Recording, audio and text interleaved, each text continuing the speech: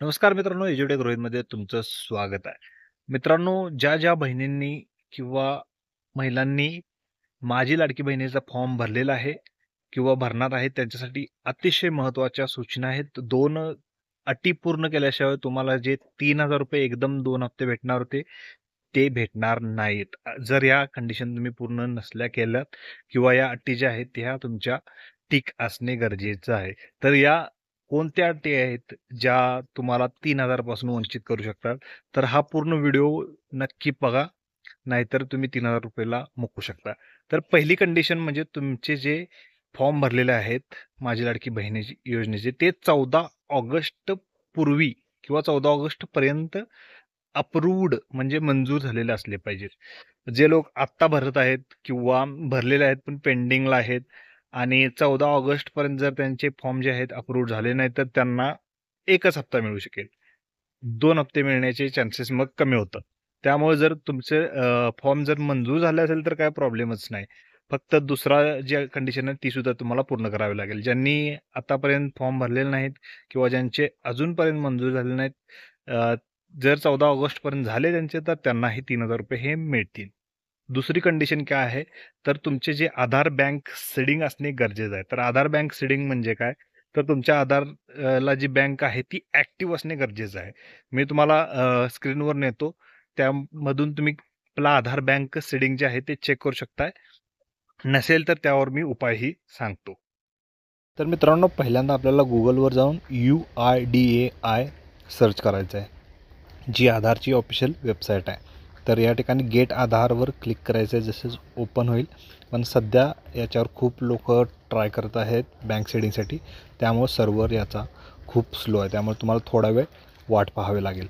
या ठिकाणी मी व्हिडिओ जो आहे तो फास्ट फॉरवर्ड करतो आहे, कारण खूप वेळ वाट बघायला लागते. त्यानंतर या ठिकाणी बघा, चेक स्टेटसचा ऑप्शन दिसेल आपल्याला. चेक स्टेटसवर आपल्याला या ठिकाणी क्लिक करायचं आहे.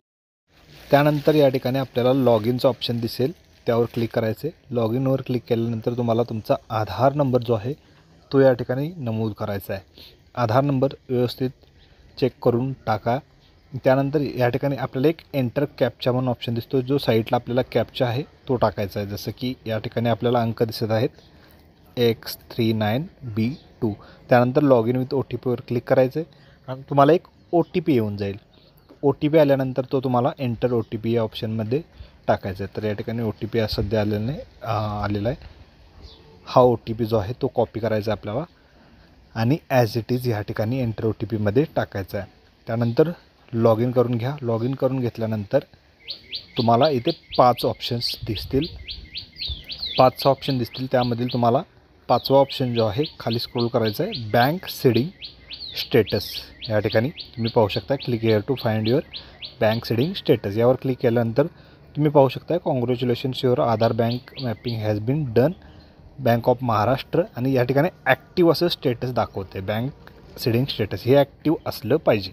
तर ज्या महिलांचे बँक आधार सीडिंग नसेल, त्यांनी आपल्या बँकेमध्ये जायचं आणि NPCI DBT फॉर्म भरून द्यायचा आहे किंवा त्यांच्याकडून मागणी करायची आहे की NPCI DBT लिंक करून द्या.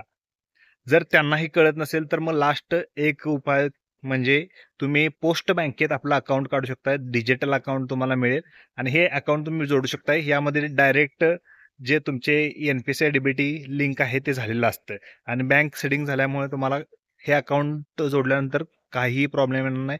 तुमचे 3000 तुम्हाला नक्कीच यामध्ये मिळून जाईल. तर तुम्हाला फक्त बँकेच्या पोस्टामध्ये जायचं आहे, पोस्ट बँकेमध्ये जायचं आणि तिथं तुमचं जो अकाउंट आहे ते नवीन अकाउंट काढायचं आणि ते अकाउंट तुम्ही लिंक करू शकता जे ॲक्टिव्ह असेल. जर ही माहिती तुम्हाला मित्रांनो उपयोगी वाटत असेल तर चॅनलला नक्की सबस्क्राईब करा आणि बेल आयकॉन प्रेस करा.